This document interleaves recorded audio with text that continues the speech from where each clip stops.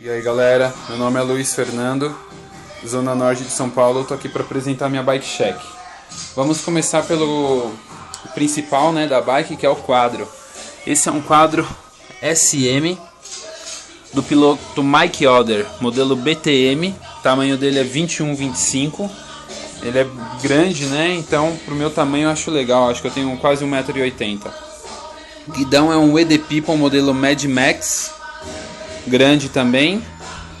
Ajuda na postura, não deixa você corcunda, ou seja, te deixa bastante confortável em cima da bike.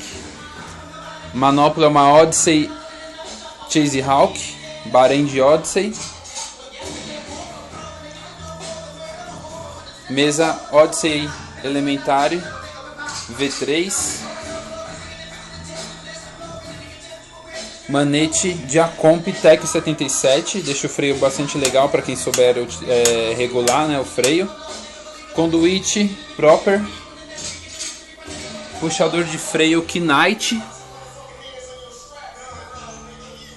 Freio Diacomp Hombre, bem simples, mas bem funcional para quem souber utilizá-lo, né, regulá-lo adequadamente. Banco é um Animal modelo Strip, bem confortável ele, pivotal. Pé de vela é um Eclat modelo Tibia, medida 1,75.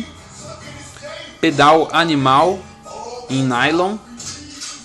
Corrente, ela é uma KMC, exatamente, KMC Half Link. Coroa KSP 24 dentes, especial aí, ninguém tem essa medida de coroa, dificilmente. Cubo traseiro é um Profile Mini, eixo em titânio. Aro traseiro é um Rock BMX modelo Spunk, folha dupla. Pneu traseiro é um Odyssey K-Lite em Kevlar, medida 2,10. Vamos para a parte da frente da bike.